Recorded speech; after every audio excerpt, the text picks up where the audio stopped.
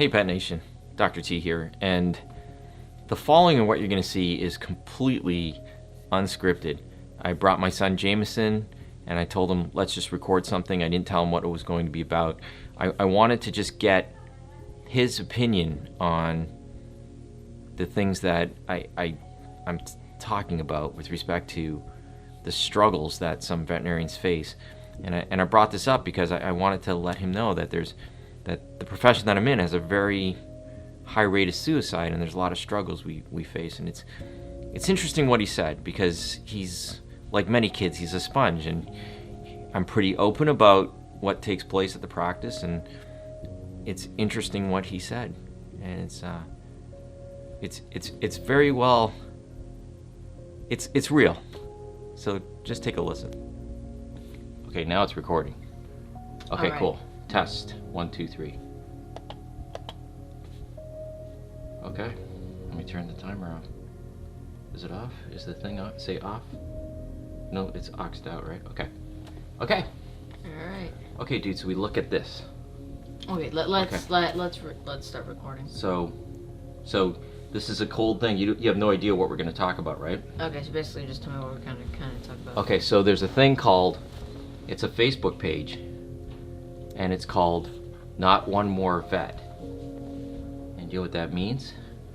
Let me see if I can pull it up here on the computer here for you.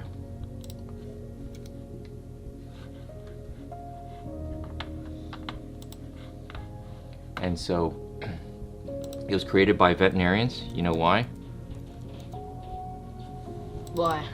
Because my profession, dude, has the highest rate of suicide.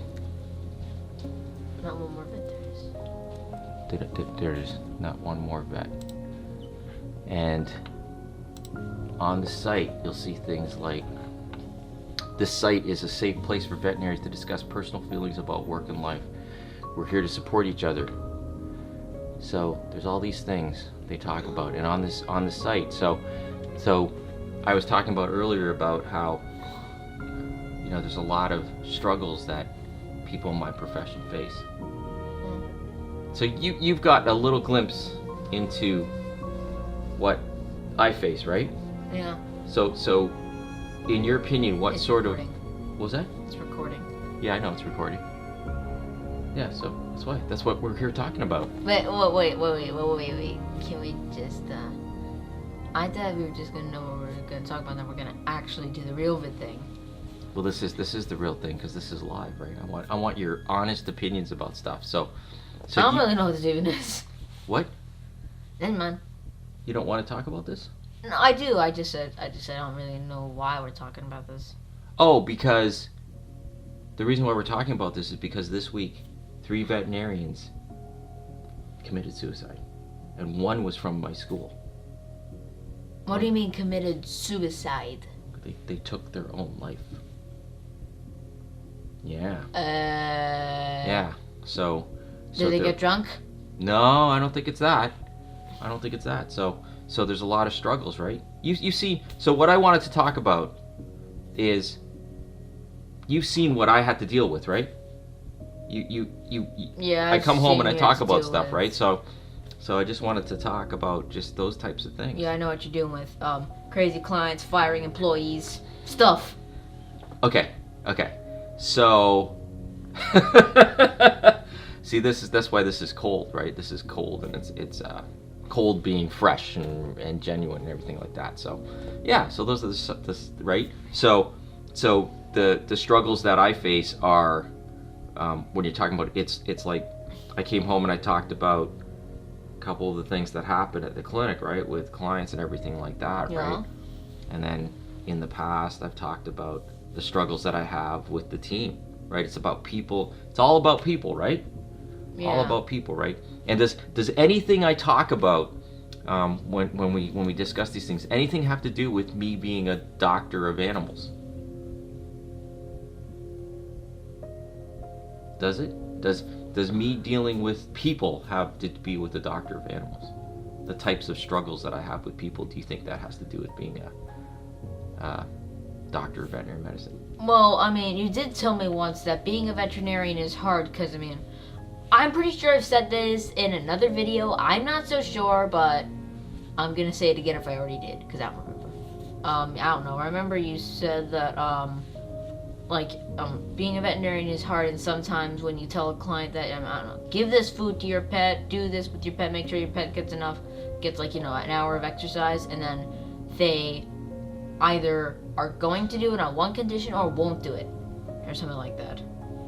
Okay, so it's I guess the way I would talk about that is they don't listen to my recommendations.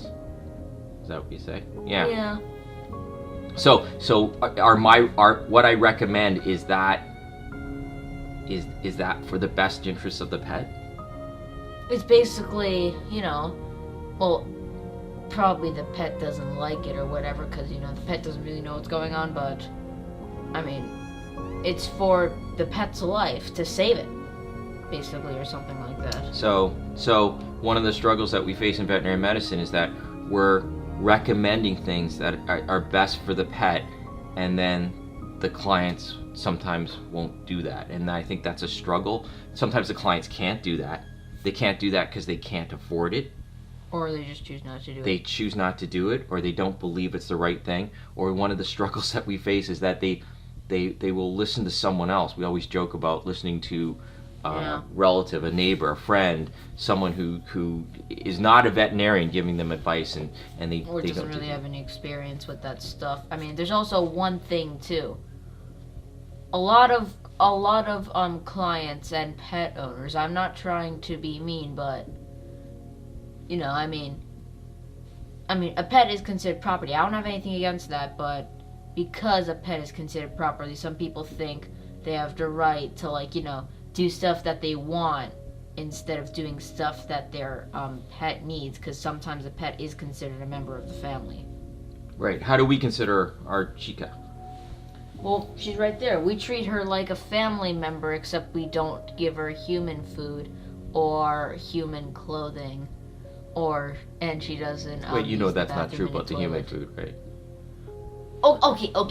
Well, we give her a bit of human food. Dad gives her toast and oatmeal and Chobani yogurt, which is why Chica doesn't pass gas. Okay, that was actually too much information. Yes. I take that back.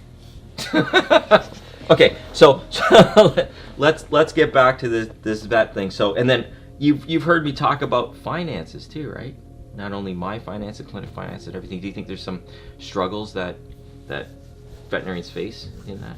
Well, I mean, some clients, forget about the whole they choose not to do it thing. For the people that choose to do it, sometimes after, the vet bill and stuff around here, it's pretty expensive. I don't know, it goes up to a couple hundred to $1,000, maybe even $2,000, and some people aren't willing to pay that money because, some guy I dealt with just bought a new truck or something like that. Some people are like that, where they buy something like a brand new vehicle or a brand new TV or a new house or rent or any of that stuff. Or other people, they just can't afford it. Right. Or basically they want to use the money on something else. So there are people some people can't afford it. Yeah, that's some people can clearly afford it and choose not to do it. And yes, it's interesting because one of the things is that they, like you said, they make a choice not to do that. It's the way we talk about it are prioritized.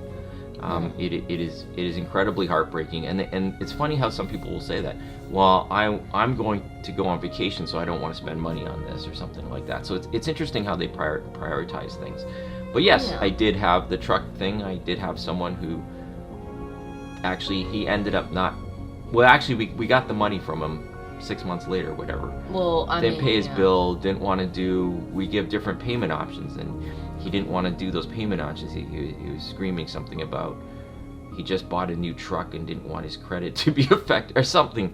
It was something very like that we don't like need to talk about because it happened. It happened even before the pandemic, I think. Was it before the pandemic? It might have been during the pandemic. I think so. Maybe I don't know, something like that.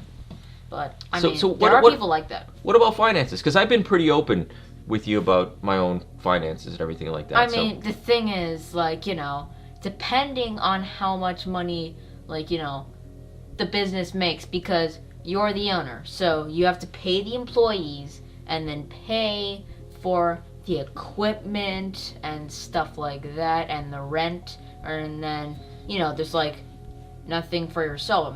I mean, I get that you have to put your team still, I get that you have to put your other stuff before your own stuff, but still.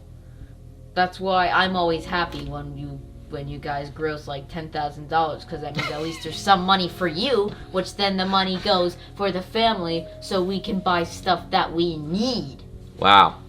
See, so so I'm very open with this kid about a bunch of things. So it's like vets don't make a lot of money. The take home, the percent take home is quite low. So it's a misperception that's out in the profession there that we're loaded and we make a lot of money because they get this bill. But when you look at the expenses, and I talked about that, like we are a hospital, so it's huge expenses, and we have more team members, etc. And then in my case, as I told you, right, I'm trying to, my version of change is to pay my employees really well. Well, that's good. At least the thing is, since the thing is, you got to make sure that the employees, that they actually do their job. Well, they do. That's good. That's good. You just got to make sure that they do their job, but still, you have to pay them. Yeah. No, I'm really happy with that. So, yeah. Yeah, business is going good, eh? So, what do you think? Do you think business is going good for me right now? I don't know. You're always saying that you make a lot of money. Oh! Do I make a lot of money? Okay. Your business makes a lot of money. We gross a lot, but gross versus net, right? Because gross. You don't take, like, the entire thing home with you. You still have to pay the rent, pay the other stuff, pay the team members, and then, you only take a percentage home. Yeah. Well, so in my practice, what do you think my percentage is? Maybe 1 or possibly 0, because that's what he sometimes usually is. Sometimes, but it's more than 1, but it's less than 10. So if Daddy grosses 10 grand, right? You get 1. What's 10% of 10,000? That would be too much. 10% of 10,000. So what's 10% of 10,000? I don't really know that. $100. Oh, $100 is kind of a lot of money. It can pay for some. No, 10% is $1,000. Okay, but $1,000 is a lot of money. That's 10% of That can pay for a few weeks of groceries for us. That's good. It could be. 10% of 10,000. That's a 1/10 of 10,000. 1/10 of 10,000 is 1,000. Yeah. It's pretty good. But actually, out of 10,000, my take home is much less than that. Okay, so how much is your take home? 100. Less than 10. No, more than 100. Less than 10. About maybe 500. Yeah, so it's interesting. 500. That can still pay for about 2 days. But $10,000 is a lot of money, isn't it? Right. But it's what you net. That's the important thing. Hey, dude. Time's up. Look at that. Oh, I guess we've got to go. So we got to touch on a couple things. Thanks for talking to me. No problem. Thanks for we're not doing another one after this? Educating our friends. No, I only needed the one session. Well, me and you could do another show, but this was just one little show there. So kind of the people watching are realizing how open I am with you, right? Actually, how smart you are. You know why you're smart? Guess why you're smart? Guess why? You know the reason why you're smart? I don't know. Because you got your mom's genes. That's why you're smart. Well, what are your genes? But you look like this. So what's our tagline? What's Daddy's tagline? Thanks for watching. Thanks for watching. Love your pet like they love you unconditionally, and have a great day / night. Whatever. I don't care. What he said. Take care.